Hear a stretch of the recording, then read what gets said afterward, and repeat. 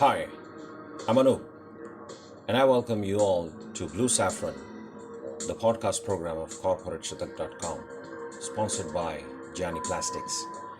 And you're about to receive knowledge on Indian and Australian GST, goods and service tax. Yeah, you got it right, mate. Let's get started, shall we?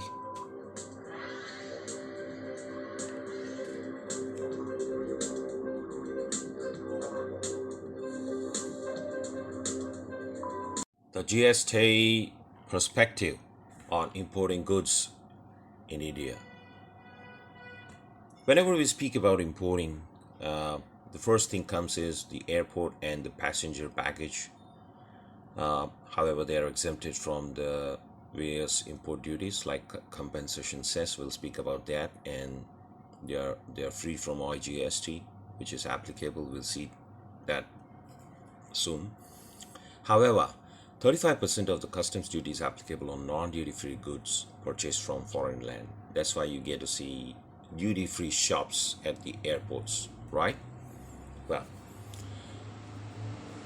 let's talk about importing goods, B2B.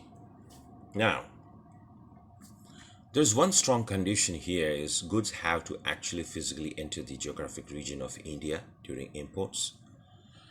All the export-oriented units were exempted from import duties till 2019, not anymore, as we are entering 2022. The import event comes under IGST Act 2017.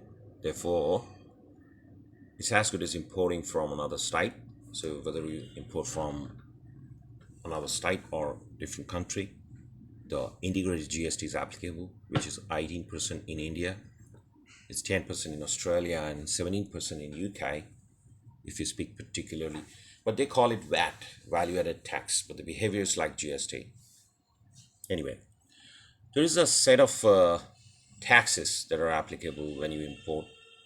So let's say you have a assessable value, the estimated cost of some goods that you're importing, let's say it's rupees 100. So the basic custom duty 10% is rupees 10 ad valorem on the estimated value. Ad valorem is the technical term that is on the estimated value. The social welfare charge is 10% on the 10% of the basic duty. So that will be just 1 rupee. So if your value is 100 rupees, the basic custom duty is 10 rupees, and social welfare charge is just 1 rupee. Well, as said earlier, it attracts IGST 18%. Then there's something called as compensation cess 15% on the value. It is leviable for certain luxury and demerit goods. What are demerit goods? Well, as per Wikipedia, a good or service whose consumption is considered unhealthy, degrading, or otherwise socially undesirable due to the perceived negative effect on the consumer themselves. That's demerit goods or seen products like tobacco. So the compensation says is for that. Then there's something called a safeguard duty, anti-dumping duty. Recently, in year 2020, India imposed anti-dumping duty on China for 5 years. That is applicable through till 2025. Well, what are the rights? Now here, it's not percentage. It depends on the weight of the value, the weight of the goods that you're importing. US dollar 1.04 to 8.6 per kilo is the standard rate. So let's say if you're importing goods which weighs about 1 kilo, then the safeguard duty would be around $1 or $2.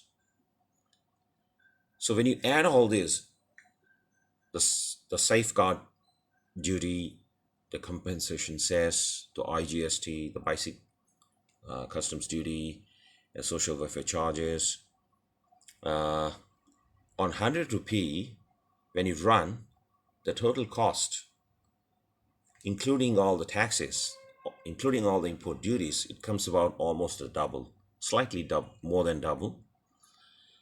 But that purely depends on the weight of your goods that you're importing, whether the safeguard duty is applicable or not, whether the compensation cess is applicable or not.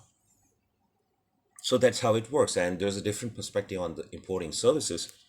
What we spoke about was importing goods.